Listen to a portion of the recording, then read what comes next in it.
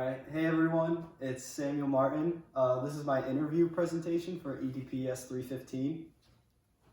I interviewed my family friend Greg Reynolds, who works out of Fort Wayne, Indiana. He was a Purdue alumni and then worked initially as a car salesman, which he credits much of his communication skills to, and then got his finance background when working for Edward Jones from 2000 to 2012. And then moved on to start his own business, Reynolds Wealth Management. And there he's the founder, president, and senior advisor. He's motivated to help his clients and do whatever he can for them to help them grow their financial profile. After talking to him, he went through how he values communication and how he uses it. The importance of these interpersonal skills, first as a tool to build relationships. So through that, developing rapport with clients and making connections with other employers or businesses to seek out their help or to offer your services to them. Communication is a vehicle for opportunity, so through seeking jobs or seeking new clients, you use communication to make those necessary connections to get your foot in the door in certain circumstances. And a preserver of vision, so this is through group work and communicating ideas. You rely on communication to intelligently defend what you believe in. From what he said, this applied to group work, or more specifically collaborative leadership. He specifically said not one individual has all the good ideas, so he relies on much of the people in his firm to communicate, and through having more minds allocated to one certain problem or issue, there's more intellect behind the idea, and through more people arguing or discussing, the final product is more refined. This applies to building relationships. So being as a trustworthy person, he specifically said, talking to people with professionalism, and then also speaking with intelligence. So this way he comes off as very trustworthy, and that lays a good foundation to build relationships off of, as trust is aids a lot in how smooth you communicate with people and how much they believe what you're saying.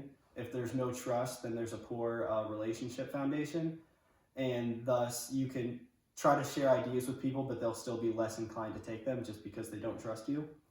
And then networking. By using communication, he presented himself in a professional way and said he was consistent on following up with people. And instead of highlighting what he was good at, just because every other applicant or candidate for something was doing that, he tried to highlight what made him different, so that way he would stick out to employers or potential clients.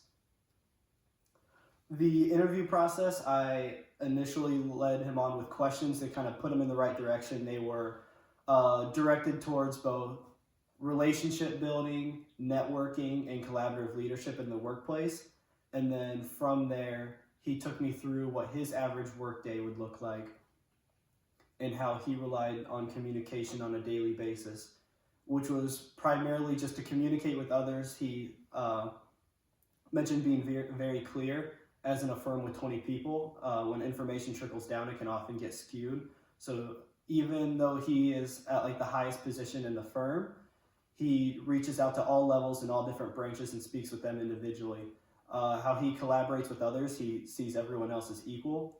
As information's being equally contributed, there's no point in having one lead decision maker when you rely on everyone to produce ideas and aid with an issue. It was done via phone, so practicing active listening is a little bit harder. Just because he lives far away, I had to call him. So there was a lot of reliance on non-visual cues, so I couldn't make eye contact or like show expression through how he was speaking. So I often relied on questions, follow-up questions, open-ended questions, and summarizing. So then that way I could show him that I was still listening and motivate him and lead him in certain directions of topics to speak on. It was definitely a more relaxed conversation. This wasn't like terribly formal by like reaching out to maybe a professor or someone who I hadn't known, but this is a family friend I've known for a while. So the dialogue was pretty relaxed and comfortable, and we were able to both speak pretty freely. And through active listening, I was able to give positive feedback to the speaker and basically fuel him to talk more. And then the more he went through his day-to-day business work with communication. I was able to integrate that more to the lessons learned in class.